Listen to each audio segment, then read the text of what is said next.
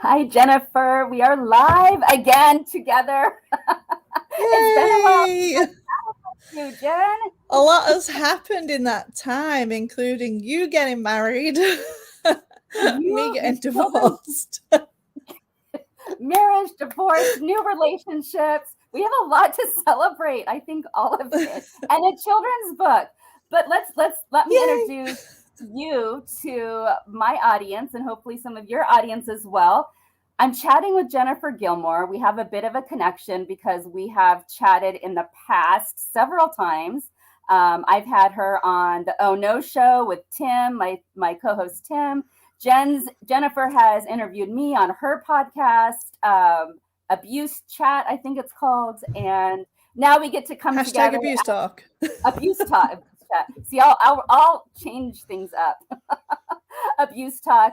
But now we get to chat in this new season that we're both in about an amazing accomplishment. Jennifer just wrote a children's book called The Funky Freckles. And as soon as I found out about this, actually, I kind of knew you were writing this. I knew it was in process last time I chatted with you. But as soon as I found out it was about to come out, I knew I wanted to go live with you on my show about The Funky Freckles. It's an amazing accomplishment. Congratulations, Jennifer. I think it's already in the top 100 in the UK of what? Tell us about Yeah. this. Where are you? Top Yes, I'm in 100. the UK. I'm a Yorkshire girl, so I'm a big tea drinker, and all of that. I can't remember the differences. I know you don't get marmalade over there apparently, because I know We my friend don't. Kelly loves marmalade. So I have to send Yeah, it over. I don't know about that. I've learned a lot of differences being married to James, but a lot, yeah, I don't know. But you got your book is a top 100 in almost three categories, but sure for sure one category. What Yeah, category? it's 8, 20, and then the other in the 20s at the moment. So all in the top 100. So that's a, an achievement in itself, because I really have. This book has just been the thing that has had the most challenging and the most obstacles. It's been the hardest one to get everything together, really. And it's called the Funky Freckles. Here it is. I did question. I wanted to call it the Funky Freckles, and then I thought I think it would just be a lot for children to pronounce, because it is for me. So we settled on the Funky Freckles, and that came from my daughter, who's she's 7, and she's got a few speech kind of delays. So I realised that maybe that was something I need to just do in general. The Funky Freckles. I got it wrong. I keep calling it the Funky Freckles. So it's the Funky Freckles. I like that better. That's amazing. Okay, I want to talk about the book, but let's go back to the beginning. 2017, you began advocacy work for women in abusive relationships. You started a Twitter chat, you've won awards, but let's go back to the beginning. Why were you so passionate about this subject? Because this ties into the current children's book. But why were you so passionate in 2017 to start what you did? Yeah, I mean, it does tie into the work that I do now, and that's purely because after fleeing an abusive relationship, um, I was then educated in a recovery program as to look out for the signs and the symptoms to make sure that I don't enter another abusive relationship, or, you know, I was educated on it. And I felt a bit confused as to why I was educated on this afterwards. Why aren't we educating people in college, even universities? But it's difficult because there's so much that we have to fit into education, and there's so much that is untapped and taboo. So that's where I started, was educating, but I didn't want to do it in a, if I use the word domestic abuse, the person who is being abused will say, that's not me.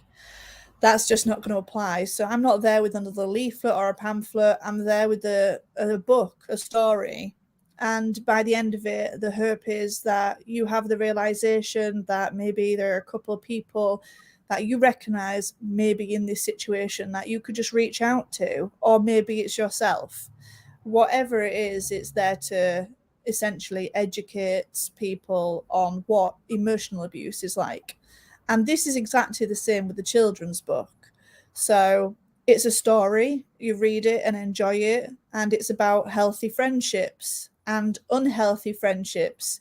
So it's a story, and we then in the resource pack unpack it to work out actually what are the qualities of that person in the book that were maybe not a healthy situation.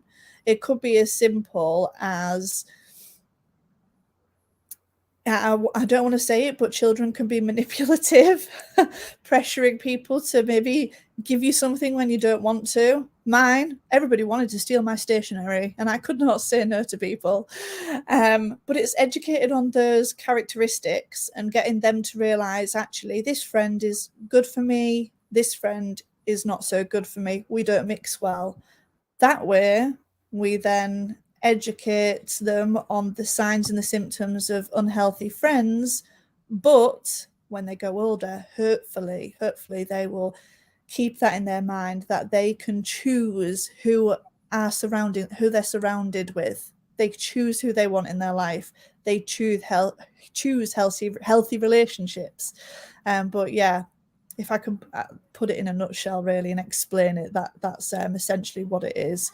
The book may be small. It's a story. It is for children, key stage 2, so that's 7 to 11s. So you can see it's quite small. It's been illustrated by myself. I'll try and get a couple up. But the resource pack has got hours worth of material to do lessons and all sorts, community groups and things I like didn't that. realize you illustrated it yourself. And you're an that artist. was one of the challenges. Not the front cover. The front cover. She's the one that did the original sketches and did the front cover. And then I finished them all off and added my own into it. And that was part of the delay process, was that I couldn't meet the financial cost for her, unfortunately, because of COVID. Yeah. Okay. So I'm bringing up some comments. Gabriella is joining us, and she's in the UK also, Jen. She's on your side of the pond. Gabriella happens to be in safeguarding for children. So, Gabriella, I'm glad you're listening. This is an incredible resource. It's so important to help children tap into their intuition. We spend so much time teaching children and young people not to trust themselves, but actually, kids, BS radars are amazing. Tim says, great to see Jennifer as always. Yay. Both of my friends are here. Both of our friends are here. Gabrielle is going to be your new friend. I used to be an early child educator, and I taught preschool for years. And somehow we missed the healthy friendship part. I don't remember learning this growing up. And you've tapped the nail in the head. Is that the phrase? Sometimes I make up my own phrases, but you know what I'm saying. To start teaching children young so they can learn the patterns early and learn how to build healthy friendships, not be afraid to walk away from unhealthy friendships and enter into healthy friendships. How would that change lives for people for generations if we taught them early? If we started in preschool. Well, I had to learn in my late 20s. And even now I'm having to learn or to wean myself off or remind myself that actually don't be drawn into the why don't they want to hang out with me, or why don't they want to do this or that. We don't have to people please. We don't have to gain any creditation from somebody else. We can just be happy with ourselves. But yeah, I'd be interested to hear. Obviously, Gabriella is commenting away, so I can't read all at the same time as talking, but it's obviously something that does need to be spoken about. Obviously, with your past with your educated side, it's missing. What is in the UK's curriculum, though, which has just come around, is caring friendships, I think it said, or caring relationships. But this, there's always good ways of talking about make sure your friend is nice and using very bland, words. The book that I've chosen actually does use the word manipulation. It does have big words for children to understand, because then that's the conversation. We always often go away from negative or go too far. So I'm hopefully in the middle, balancing it out so that it is a healthy discussion as well, a healthy task. There's a lot of activity work in the resource pack, as I mentioned. So yeah, I do think it's missing, and the experiences from this book is not just of my own personal experiences going through abusive relationships, but actually witnessing my daughter going through it in primary school, and her being removed into a different class, not the person that was actually upsetting her and causing all the issues. So children are very clever. Christelle, I don't know if you've got this in the US, but here we have this show where you can actually watch children in the day. I think it's the day in the life of a 4-year-old in nursery, and it's like a social experiment to show how they socialize, how they deal with emotions and everything. And it would be very surprising to watch and how similar it is to us at work and our social circles. So it is very interesting. I'm getting passionate about it. Yeah, something that became very clear when I was in early childhood education is everything we need to know about life we learn in preschool and kindergarten. And I know there's a book, something about that in kindergarten. Tim does say, sadly, too many children already understand manipulation and abuse, so it can't be ignored. Something that I learned very early in teaching preschoolers, I taught 4, 5, and 6, was that, yes, they already learned to manipulate, but we also teach our children to be nice to everyone, to share with everyone. And so they fall into that thing that we all do, is we have to be nice to everyone. I have to play with everyone. And then children also learn to bully that early. And so something that I was teaching my preschoolers was, I would sit down with them when they were being bullied, and I'd say, look, there's an entire classroom of children you can play with. We can choose to play with this entire classroom of children. We don't have to keep engaging with a problem, something that keeps happening. Of course, there's a whole other discussion to have with the child who's having the problem and causing the problem, and that's a whole other discussion. We don't want to leave them out because we can catch them early too. But that's why I'm so excited about your book. And will you tell us a little bit about, there's a whole resource packet that goes along with your message. Will you tell us more about that and how that can be used in the classroom? Yeah, so the resource pack is, it tells you the link for it, and then it's on my website on a hidden page. So once you've bought the book, you open the, doors to having that as well. You can download the full pack, and then I've also made it easier for printing reasons and I've just done the handout sheets. But the resource pack, there's really simple things to do. Basically creating your own friendship person. What does your ideal friend look like? And writing down the characteristics. It could be somebody who likes reading books. It could be somebody who comforts me when I cry, or it could be all of these different things. And then we've got, looking at the unhealthy. So we look at birth, just essentially building up a profile. We do it in business as our perfect customer profile. Why not do that for ourselves? Our perfect friend would look like, and our not so good friend would look like. So there's that side. And then through the book, there are scenarios that happen in it that are woven in. I've picked them all out into little chunks. I've taken the names away and I've put them onto cards for them to put into piles of, is this a healthy friends situation or not? So it gives them the freedom. And all the way through it, I've said there's no answers that are wrong answers. It's for them to discuss. It's for them to make up their mind. We're all different, and we can choose who our friend is. Some people will like having a direct person, and some people won't. So it's all about thinking we are equipped to, not listen to the teacher when they say, we're all friends, let's just apologize and move on. Well, actually, no, that person has hurt my feelings and I don't want to move on. But it's equipping them to say, okay, they're not my friend, but I know how to respect them. So there's all of that element within the pack. There's like, I think there's 25 discussion questions that you could use maybe for the older child. So I've tried to think about different age groups in the 7 to 11 bracket. And I've also put the information to do with the partners, which are for charities that are partnered with the book, and their resources they're available to go ahead to if you want to look into anything further.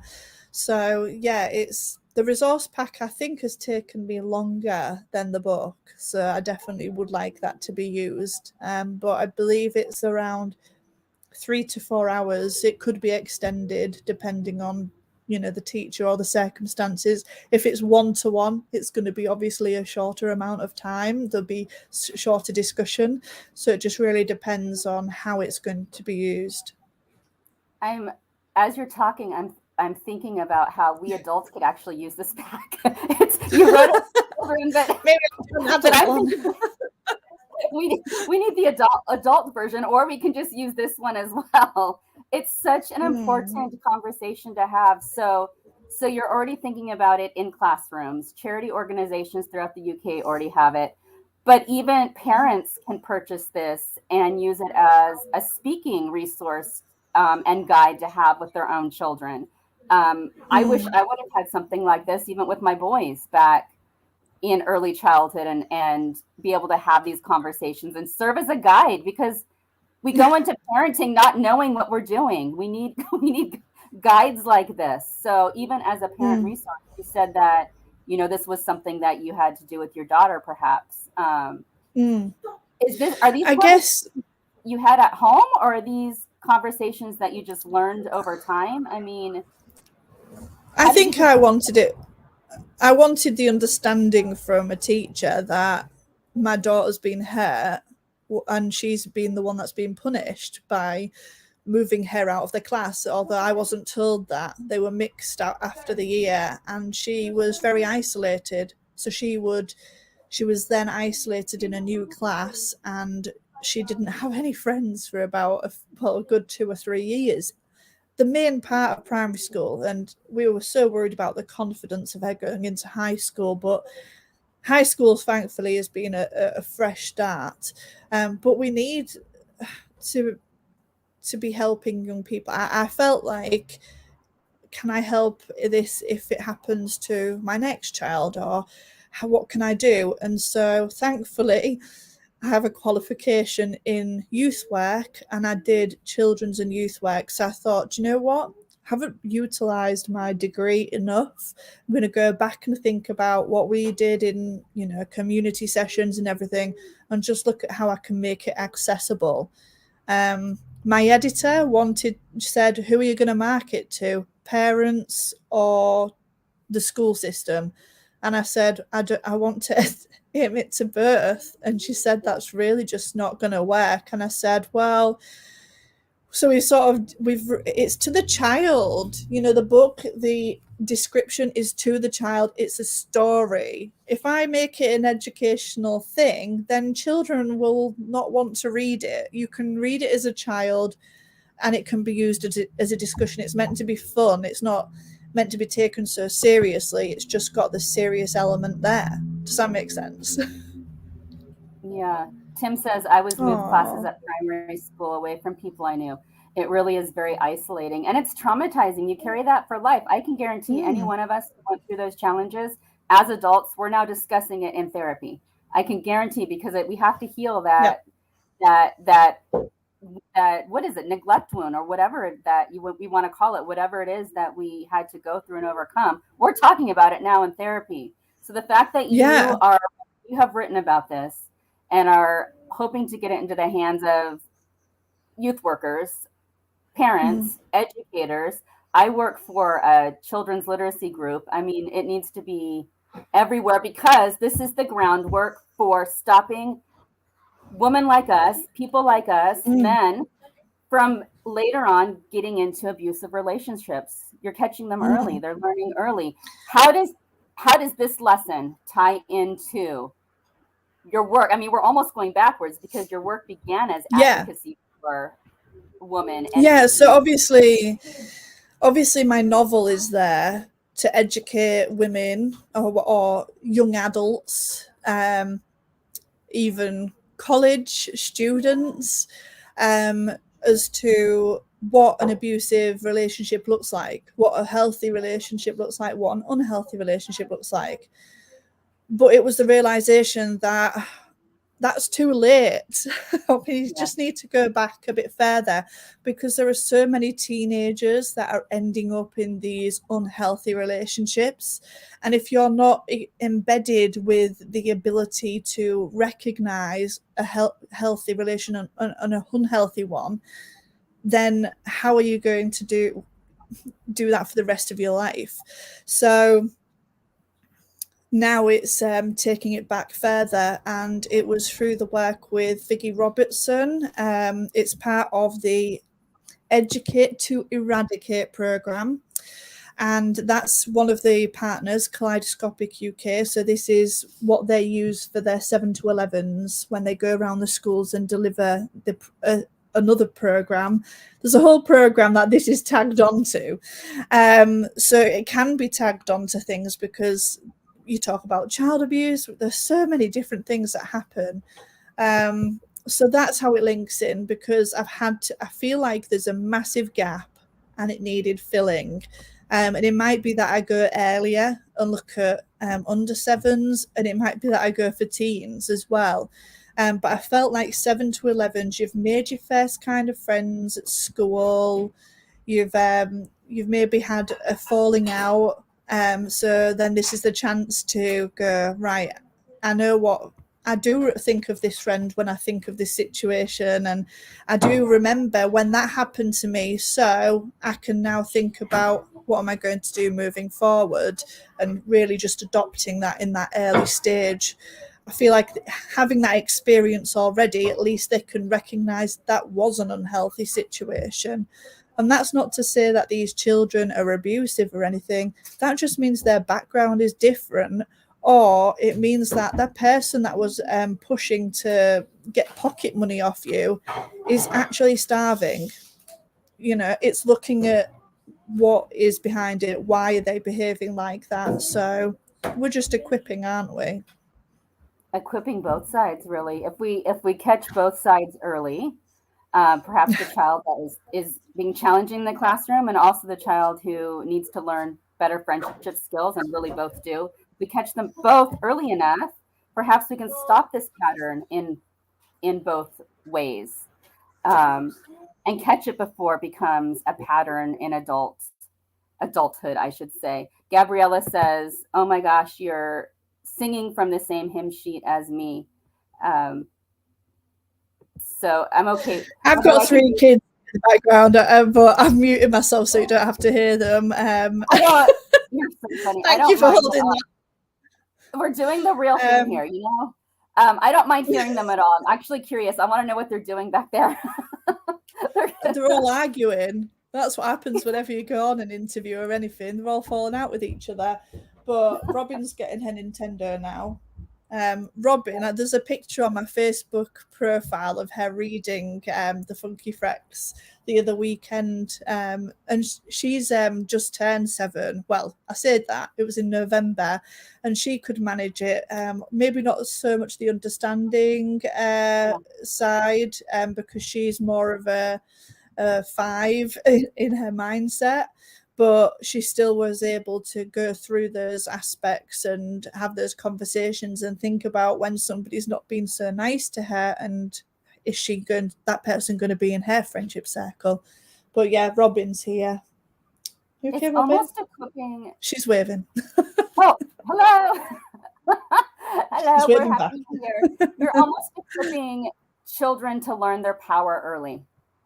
It's something that perhaps many of us adults missed that early. So we're learning that we're powerful and we can make powerful decisions and we can make powerful choices that early, including the kinds of friendships we want to make. I know when with my current husband, before I met him, I actually made a list. I think you mentioned something like this about the friendship, but I made a list of the kind of person that I wanted to be with if it ever happened again. And I think that isn't so bad with friendship as well for children. What kind of friend do you want to have? And you said something like Yeah. to be friends with readers or people who play games or treat me with respect. I mean, why can't we start it then?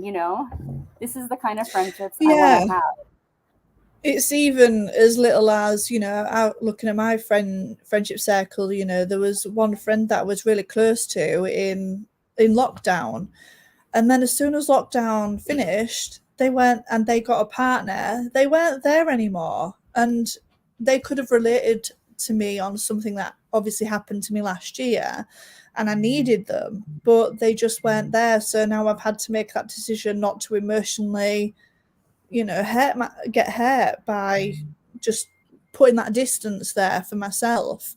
But that's hard because I'm learning it now when it's too late for me. And if you come from a background where your parents didn't treat you in the right way or things like that, I was a people pleaser. So the more people that like me, the more people that I feel the validation because of what had happened to me when I was younger.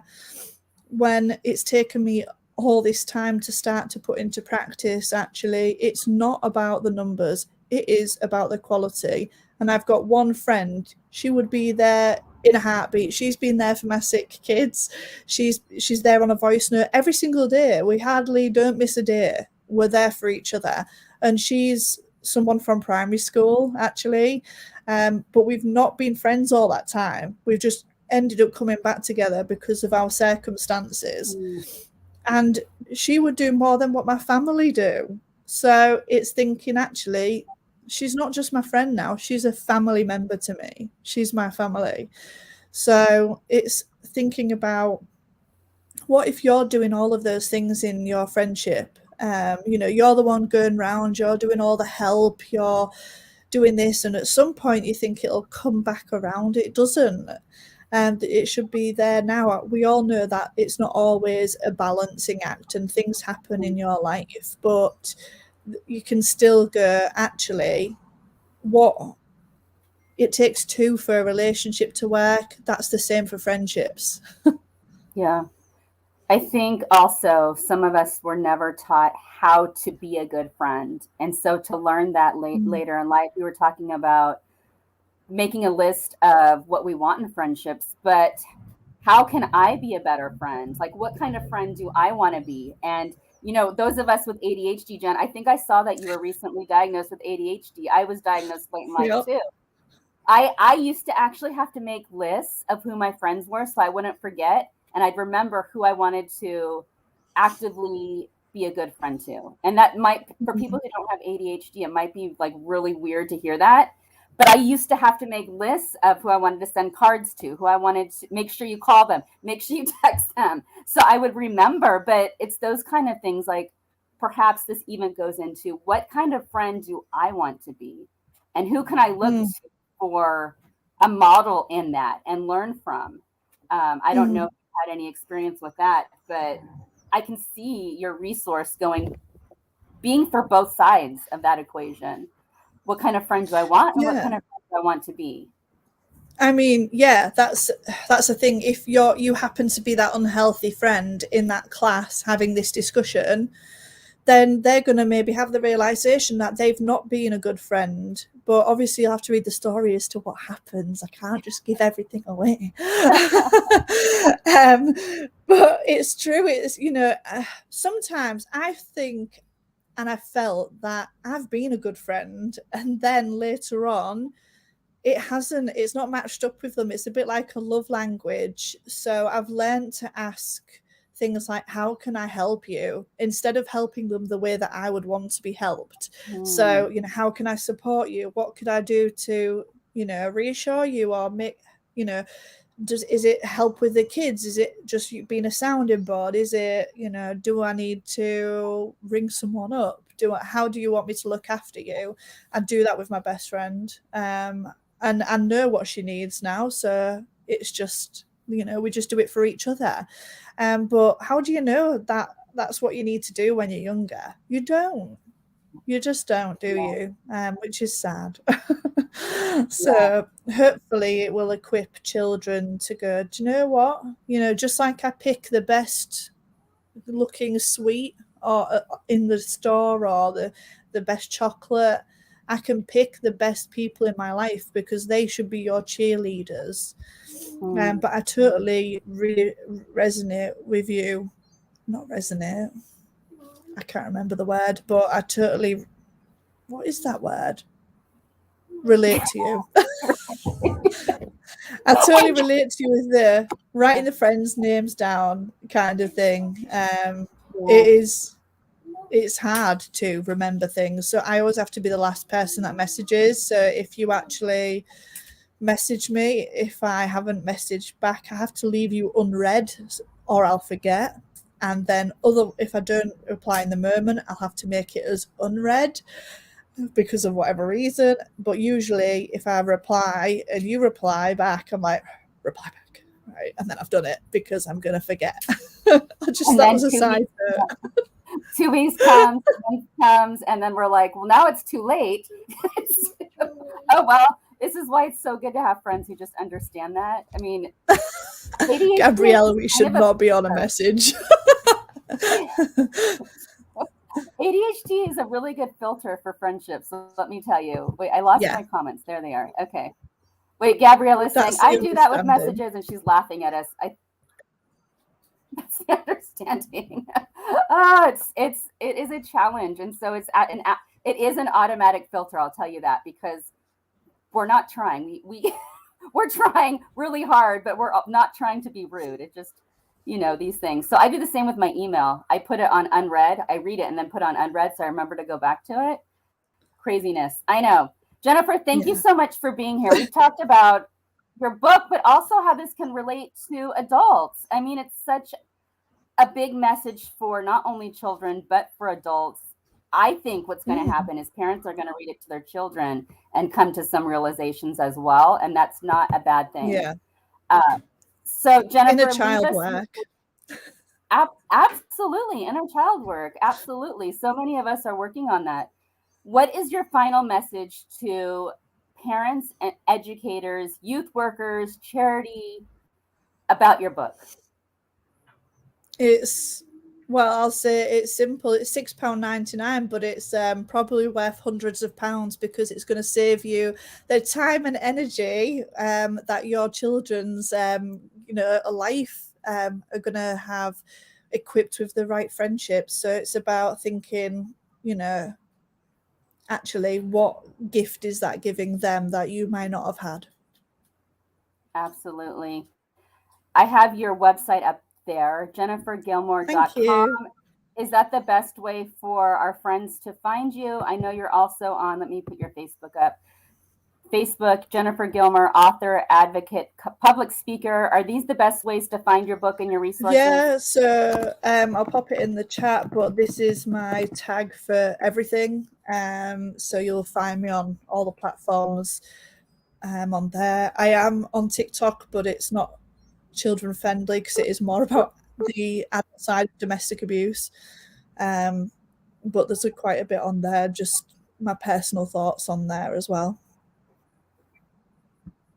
So okay. if you, I don't know if you can see, my computer went blank. Oh yeah, so it's at Jen L. Gilmour. Oh, I see. At Jen Crystal is on an old computer today. Did I freeze? This is so bad. You frozen old. Jen L. Gilmour is TikTok, Twitter. Is that what this is for? Facebook, Instagram, anything. Okay, very good. Jen L. Gilmour, go find her there. Get her resource. This is so important. She said it's $6.99 in the UK. This is a lifetime of life-changing resource so that we can stop things from happening before it even happens, and people don't have to go into and learn the hard way for a lifetime and have to learn it in their 40s, really, like I did. So, Jennifer, thank you so much for being here. This is amazing. Thank Again, you. I've been advertising you as Funky Freckles. I'm so sorry. It's the Funky Freckles by Jennifer Gilmour.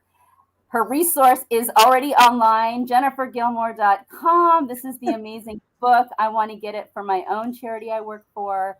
One last question. How can we help you get it into more charity places, more libraries, bookstores, that kind of thing? How can we help you get this out there?